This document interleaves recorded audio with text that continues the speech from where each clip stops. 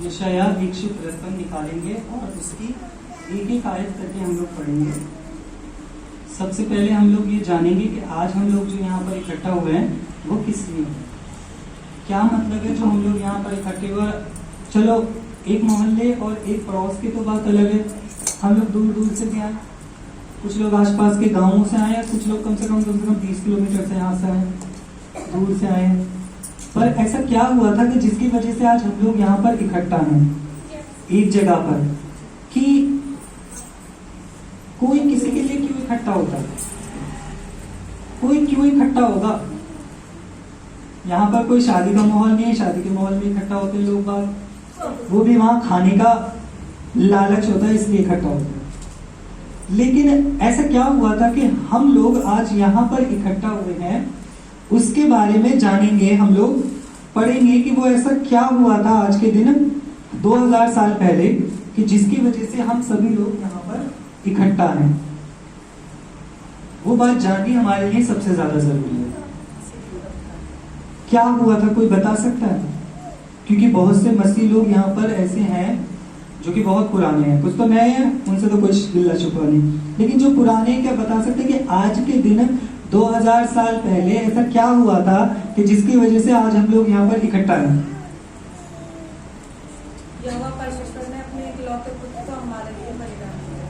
यीशु मसीह जिसको हम परमेश्वर कहते हैं, आज ही के दिन वो हमारे लिए क्रूस पर चढ़ाया गया। अब यीशु मसीह चढ़ाया गया, हम पढ़ेंगे यशाया की किताब। यशाया एक ऐसा व्यक्ति था, एक नबी थे उस समय के, कम से कम यीशु मसीह से 800 साल पहले यशाया थे। बहुत साल पहले यीशु मसीह के पैदा होने से भी बहुत साल पहले यशाया नाम का एक व्यक्ति था जिसने एक भविष्यवाणी करी थी, जो कि इस यशाया 53 में लिखी हुई है। उसने यीशु मसीह के आज ही के दिन, कल रात से लेके और अब तक के सारे जो दुख उठाए थे ना, कल रात हम लोग इकट्ठा हुए थे लॉर्ड सफर के लिए, आखिरी प्रभु भोज के लिए। उस टाइम पे जब यीशु मसीह पकड़े गए थे, उस टाइम से लेके और आज 3 बजे 12 बजे उनको क्रूस पर चढ़ा दिया गया था। 3 बजे उन्होंने अपने प्राण त्याग दिए थे, ठीक है। लेकिन उस समय तक क्या हुआ था उनके संग और क्या होगा, उस समय पर यशाया नबी ने उनकी सारे दुखों को लिख दिया था। उन्होंने कहा था, हम पहले पहला आयत पढ़ेंगे, जो सुसमाचार हमें दिया गया उसका किसने विश्वास किया और यहोवा का भुजबल किस पर प्रकट हुआ। मतलब जो सुसमाचार हमें दिया गया है उस पर किसने विश्वास किया। सबसे बड़ी बात देखो, ये यीशु मसीह से पहले की बात है और हम पढ़ते हैं तो यीशु मसीह की जो कहानी है उसको सुसमाचार बोला गया है। ये पुराने नियम की किताब है, पुराने नियम की किताब पे कहीं भी नहीं लिखा हुआ सुसमाचार, सब पे लिखा हुआ है उत्पत्ति की किताब, निर्गमन की किताब, लेवी व्यवस्था, गिनती, व्यवस्था विवरण, ऐसे करके सारी किताबों के नाम लिखे हुए हैं। लेकिन जब हम नया नियम को पढ़ते हैं तो वहां शुरू में लिखा हुआ है मत्ती का सुसमाचार, मरकुस का सुसमाचार, और उसके बाद लूका का सुसमाचार और यूहन्ना का सुसमाचार। मतलब सुसमाचार जो था, अगर हम बाइबल में पढ़े तो वो नए नियम में आया, लेकिन उस सुसमाचार का सबसे पहला प्रचार यशाया पहले ही कर चुके थे कि हमें वो सुसमाचार दे दिया गया है। और वो सुसमाचार क्या है? यीशु मसीह, उसका जीवन, उस पर विश्वास, वो हमारे लिए सुसमाचार था। उसने कहा जो सुसमाचार हमें दिया गया उस पर किसने विश्वास किया। आज हम लोगों भी यीशु मसीह पर विश्वास करते हैं, ठीक है, लेकिन कितना करते हैं ये लोग हम जानते हैं। और वचन साफ कह रहा है सुसमाचार पर किसने विश्वास किया। यीशु मसीह पर विश्वास करना ही काफी नहीं, उसके सुसमाचार मतलब उसके नियमों पर भी विश्वास करना जरूरी है। यीशु मसीह क्यों मारा गया? हमारे पापों के लिए। पाप कब होते हैं? जब हम नियम तोड़ते हैं। अगर हम उत्पत्ति की किताब पढ़ें उसका पहला अध्याय में, तो पहला अध्याय में अगर हम पढ़ते हैं तो वहां लिखा हुआ है परमेश्वर ने पूरी दुनिया को बनाया, लास्ट में जो इंसान को बनाने की बारी आई ना, तो परमेश्वर ने कहा था आओ हम अपने जैसा, अपने समानता में मिलता हुआ मनुष्य बनाते हैं। मनुष्य कैसा है? परमेश्वर की समानता में मिला हुआ। उसने उसके लिए अदन की वाटिका बनाई, एक बाग में उसको ठहरा दिया, यहाँ खूब खा, झिक के खा। लेकिन उसने एक नियम दिया। परमेश्वर ने वो परमेश्वर को देखता था, उसे परमेश्वर पर विश्वास था। बारी थी अब नियम की। परमेश्वर ने उसे नियम दिया कि तू इस पेड़ के फल को कभी मत खाना। और उसने क्या करा? परमेश्वर का वो नियम तोड़ दिया, उसने वो फल खाया। परमेश्वर ने क्या करा? उसको दंड दिया और उसे वाटिका से बाहर निकाल दिया, मतलब बाग से बाहर निकाल दिया। मतलब पाप कब होता है? जब हम परमेश्वर के नियम को तोड़ते हैं। और अगर हम परमेश्वर के नियम को तोड़ रहे हैं तो हम सुसमाचार पर कहां भरोसा कर रहे हैं? सुसमाचार पर भरोसा करना और विश्वास करना वो होता है कि जब मैं नियम को सुनने के बाद उसको कभी भी ना तोड़ूं। अगर मैं तोड़ रहा हूं तो समझ लो मैं सुसमाचार पर विश्वास नहीं कर रहा। मैं यीशु मसीह को तो सुन तो रहा हूं, मान तो रहा हूं, जान तो रहा हूं, लेकिन उस पर विश्वास नहीं कर रहा, क्योंकि मैं नियम तोड़ रहा हूं।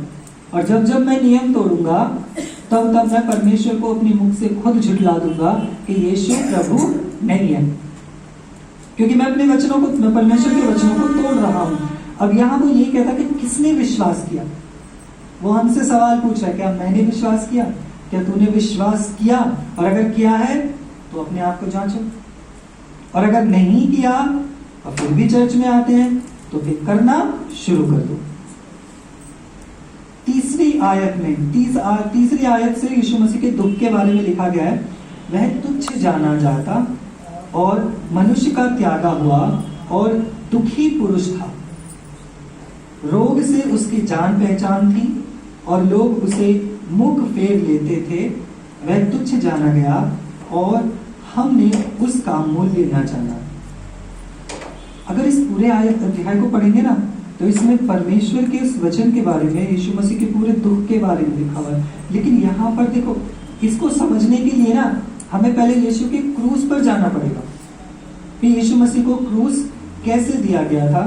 तो हम लोग पहले लूका की किताब निकाल लेंगे।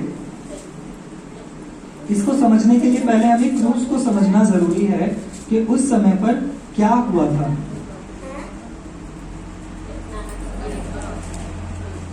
लूका की किताब 23 अध्याय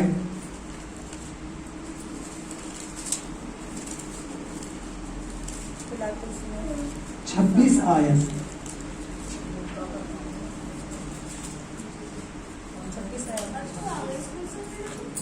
23 का 26।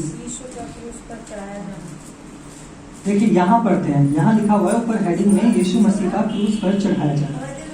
एक पिलातुस, जब उन लोगों ने, रात मैंने बताया था कि उन लोगों ने यीशु मसीह को पकड़ लिया था, पकड़ने के बाद न्याय हुआ था, पिलातुस के पास, याजकों के पास लेके गए, फिर पिलातुस के पास लेके गए, फिर कैसर के पास लेके गए, राजा के पास, फिर राजा के पास से वापस पिलातुस के पास लाए थे।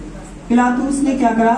उसने खूब कोशिश करी कि वो यीशु मसीह को छुड़वा दे, ये लोग मान जाए, लेकिन वो लोग नहीं माने। फिर उसने आखिरी कोशिश करी, उसने कहा कि देखो फसह के पर्व पे मैं तुम्हारे लिए एक कैदी को छोड़ता हूं।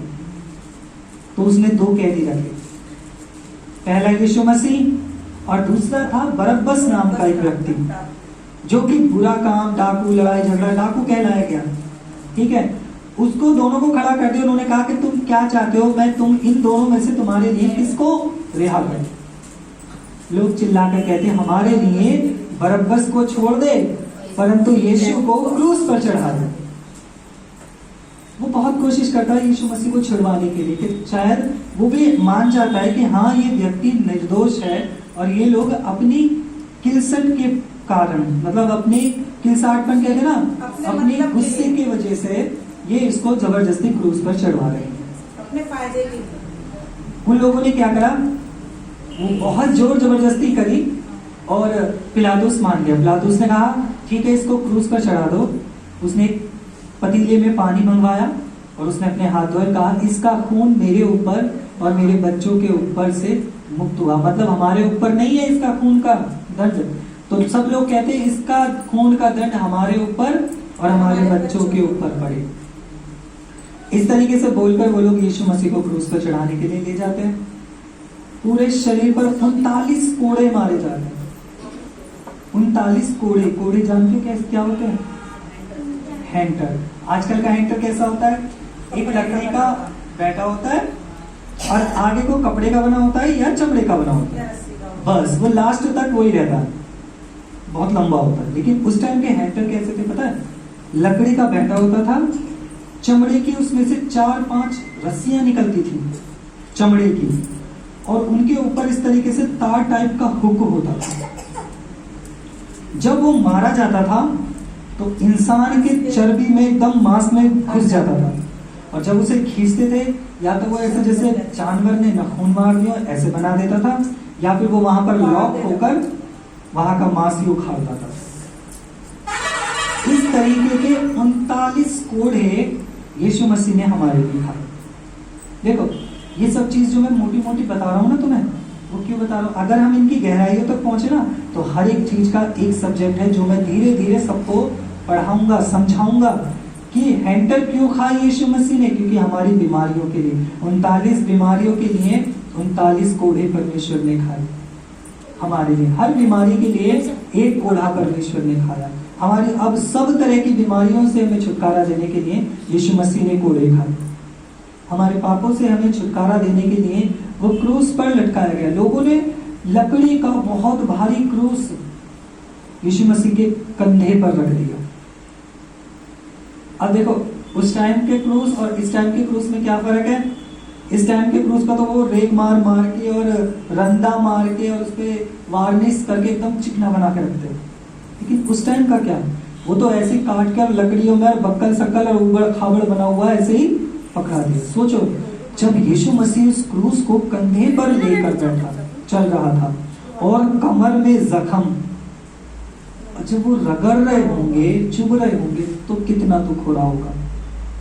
उसके बाद वो क्रूस को ले जाते हुए रास्ते में कई बार क्रूस के ही नीचे दब गए, क्योंकि पूरा कल रात 12 बजे जो उन्होंने खाना खाया, कल रात जो खाना खाया था, जो हमने लॉर्ड सफर बनाया था, उसके बाद उन्हें अभी तक भी ना तो खाना दिया गया था और ना पानी दिया गया था। लोग मार रहे थे, पीट रहे थे, लेकिन कोई कुछ दे नहीं रहा था उन्हें खाने के लिए।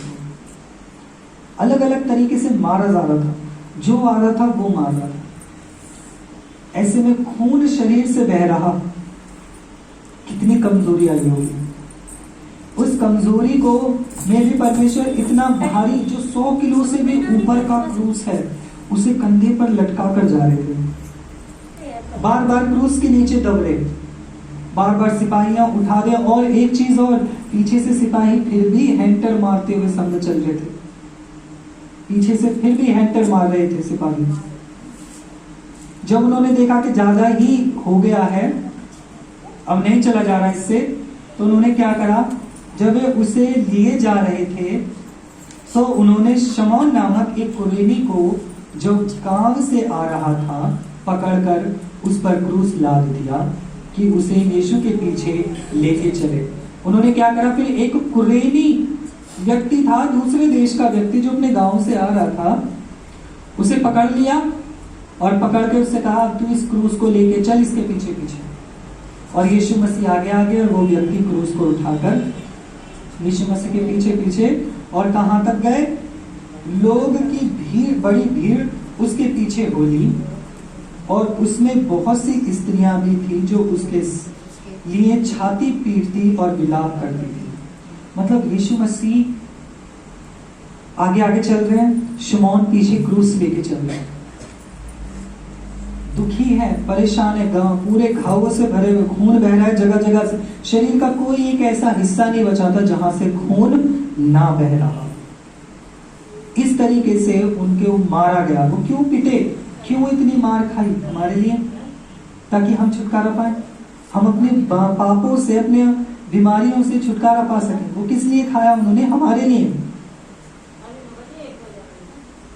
आखिरकार वो उसको खींचते खींचते एक पहाड़ी पर पहुंचे जिसका नाम था गुलगुत्ता, मतलब खोपड़ी की पहाड़ी बोला जाता था। उस पहाड़ी को खोपड़ी की पहाड़ी भी बोला गया था। 32वीं आयत है इसकी, 23 की 32 अगले पेज पे। वे अन्य 2 मनुष्य को भी जो कुकर्मी थे उनके साथ घात करने को ले चले। ठीक है, यहां लिखा हुआ है 2 कुकर्मी और, मतलब 2 पापी लोग और थे जिनको यीशु मसीह के संग लेके गए, इनको भी इसी के साथ क्रूस पर चढ़ाया जाएगा। पीछे अगर यशाया की किताब पढ़ी ना, भी हमने जो आज पर, उसमें क्या कहा, वो पापियों में गिना गया, पापियों के साथ गिना गया, जो कि पापी नहीं था। वो 2 तो पापी थे, लेकिन यीशु मसीह कहाँ पापी था, लेकिन फिर भी उनके संग गिना गया। जय मसीह की, तब भी वो उनके संग गिना गया।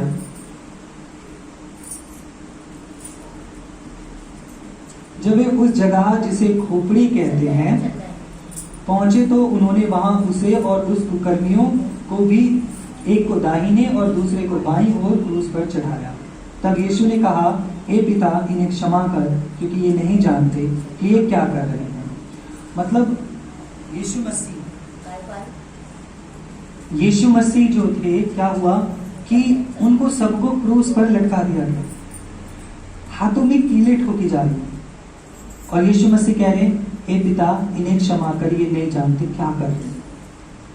उसका प्रेम देखो, वो इंसान जो उसके हाथ में कील ठोक रहा है, और यीशु मसीह कह रहा है, इसे माफ कर दे परमेश्वर।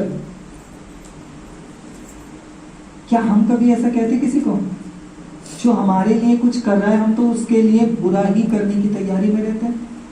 अगर किसी ने मेरी इतना सा कुछ बिगाड़ दिया तो मैं सोचता हूं कि मैं उसका इतना सारा बिगाड़ दूं। अगर यीशु मसीह चाहता तो इस समय एक आवाज लगाता और स्वर्ग से स्वर्गदूतों की पूरी 12 टोलियां आ जाती। और कल रात मैंने बताया था, एक टोली में कितने, 6000, और 12 टोली में कितने स्वर्गदूत हो गए, 72,000। अगर एक आवाज लगाता तो तुरंत 72,000 स्वर्गदूत उतर ही आते, और दुनिया में पूरी पृथ्वी पर एक भी इंसान को जिंदा नहीं छोड़ते, वो भी सिर्फ 1 घंटे के अंदर अंदर सबको तबाह कर देते। सोचो, वो एक बार आवाज लगा देता तो क्या होता, क्या मंजर होता। लेकिन उसने बदला लेना नहीं चाहा, क्योंकि वो कहता है, तुम भी बदला मत लो, मैंने जैसे तुमसे प्रेम किया है ना, वैसे तुम भी दूसरों से प्रेम करो। यहां पर यीशु मसीह को क्रूस पर चढ़ा दिया गया, एक सर के ऊपर बोर्ड लगाया गया, क्रूस पर ठोका गया, यीशु यहूदियों का राजा। लोगों ने उसके ऊपर ऑब्जेक्शन उठाया, तो क्या हुआ कि वो शहर के बाहर लटकाए हुए थे क्रूस पर, और लोग वहां आकर उसे देख रहे थे और कह रहे थे, मतलब उनके लिए उल्टा सीधा बोल रहे थे। अभी जो हमने यशाया का वचन पढ़ा था ना, जिसमें कहा गया था कि वो तुच्छ जाना गया, वो तुच्छ जाना गया। क्यों जाना गया? इसलिए क्योंकि वो क्रूस पर लटकाया गया और उसको तुच्छ जाना गया, और शैतान मतलब पापियों के संग गिना गया और क्रूस पर लटका दिया गया। उसने क्रूस पर जान दी, किस लिए? हमारे लिए, ताकि हम परमेश्वर की संतान होने का अधिकार पाए।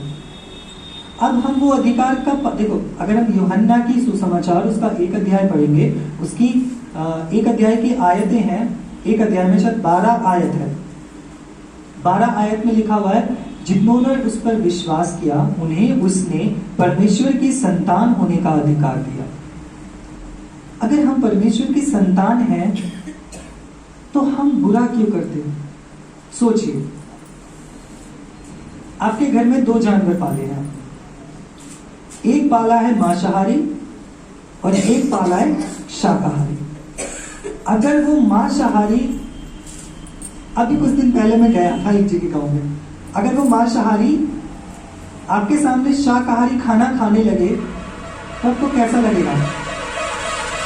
अचंभा होगा, चौंक जाओगे या खुशी मनाओगे? अचंभे की बात होगी, जो मांस खाने वाला है वो घास खा रहा है। कुछ समय पहले मैं गांव में प्रार्थना करने गया था, वहां पर कुत्ता घास खा रहा था, तो लड़की उसे देख के चिल्लाने लगी, मम्मी देखो इसको क्या हो गया, घास खा रहा है। मतलब उसके लिए अचंभे की बात होगी वो, क्योंकि उसने कभी कुत्ते को घास खाते हुए नहीं देखा। वो क्या खाता है, जो घर में बनता है खाना वो, या फिर गोश्त मांस खाता है। ठीक है, उसके लिए वो अचंभे का काम हुआ। अब भाई जिसने देख रखा है उनके लिए अचंभे का नहीं है। लेकिन अगर सच में एक मांस खाने वाला जानवर अगर हरा खाने लगे, घास फूस खाने लगे, तो क्या अचंभे की बात होगी, नहीं होगी? और क्या तुम्हें अच्छा लगेगा, बुरा लगेगा? एक तरीके से मान लो कि जो जिसका काम है वो ही कर सकता है, ठीक है ना। परमेश्वर ने भी एक इंसान को बनाया, किस लिए? कि वो अच्छे काम करे। एक घास खाने वाला जानवर अगर मांस खाने लगे तो कैसा लगेगा? बड़ी घिनसी आएगी। हम कहते हैं कि एक बकरी कभी गोश्त नहीं खा सकती, वो शुद्ध शाकाहारी होती है। लेकिन अगर वही बकरी आपके सामने गोश्त का टुकड़ा खा जाए तो कैसा लगेगा? थोड़ा अजीब लगेगा ना, बुरा भी लगेगा। क्यों? ये तो एकदम शुद्ध शाकाहारी थी, हमने तो इसीलिए खरीदी कि ये शाकाहारी होती है, और ये तो गोश्त खा गई। तो हमें क्या होगा? अचंभा होगा। परमेश्वर को भी होता है, क्योंकि परमेश्वर ने बनाया था मनुष्य को अच्छा करे, और वो क्या करने लगा? बुरा करने लगा। परमेश्वर को भी अचंभा हो, अरे मैंने तो बनाया था कि इसको धर्म के काम कर, ये तो पाप के काम करने लगा। मैंने तो बनाया था कि ये अच्छे अच्छे काम करिए, तो बुरे काम करने लगा। उसे भी फिर दुख होता है, मैं तो बना के ही पछताया, मैं तो खरीद के बकरी को खरीद के पछताया, अब जैसे जितनी जल्दी हो सके इसे निकालो, क्योंकि ये तो गोश्त खाने लगी। लेकिन मेरा परमेश्वर ऐसा नहीं सोचता, वो ये सोचता है इसे मौका दो सुधरने का। वो हमें सुधरने का मौका बार बार दे रहा है, और हमें भी सुधरना जरूरी है। इसलिए उस क्रूस को याद करो जो यीशु मसीह ने हमारे लिए उठाया, हमारे लिए क्रूस पर ठोका गया, मारा गया। क्यों? ताकि हम बुरे कामों को छोड़कर अच्छे काम कर सकें, हम बुराइयों को छोड़कर अच्छाई की तरफ चल सके। हम अपने पड़ोसियों से लड़ते रहते, हम अपने घर में लड़ते रहते, हम अपने बाहर लड़ते रहते, हम अपने रिश्तेदारों से इतनी सी बात सहन नहीं कर सकते। क्यों नहीं कर सकते? क्योंकि हमारे अंदर अभी तक प्रेम वाली भावना नहीं है। यीशु मसीह ने कहा मैंने प्रेम किया तुम भी करो, लेकिन यीशु मैं तुझसे तो प्रेम करूंगा, लेकिन पड़ोसी से ना करूंगा, तो मेरा कट्टर दुश्मन है। ये वाली बात हमने अपने मनों में रख रखी है। तो हमें इन बातों से अपने आप को छुटकारा देकर परमेश्वर के क्रूस को ध्यान देना है कि उसने कितना दुख उठाया, मेरा तो कुछ भी नहीं है। इसलिए अपने रिश्तेदारों को, अपने पड़ोसियों से अपने समान प्रेम करो, लड़ाई झगड़ा नहीं। जब जब बुरा काम करोगे तुम, तब तब परमेश्वर के वचन को तोड़ते हो। और जब जब कोई तुमसे बुरा कर रहा है और तुमसे नाराज है, या तुमने कुछ गलत कर दिया, तुम माफी मांग लेते हो कि देख मेरी तरफ से गलती हुई, मुझे माफ कर दो, या माफी भी नहीं मांगते, तुम सामने वाला पड़ोसी है, तुम उससे बोलते नहीं हो, ठीक है, और तुम उससे जाके बोल जाओ यारी बीवी ठीक है, हाँ ठीक है, बात करो। वो चाहे बोले ना बोले, तुम बोल गए, परमेश्वर को खुशी होती, अरे चल वो सामने वाली बोली नहीं बोली, पर ये तो बोल गई, इसने भी अपने अंदर मेरे वचन को भरे रखा। तो इसीलिए हम लोगों को प्रार्थना करना जरूरी है। वचन में बने रहो, प्रार्थना करते रहो, प्रभु की सूली को याद रखो, बुराइयों से बचे रहो।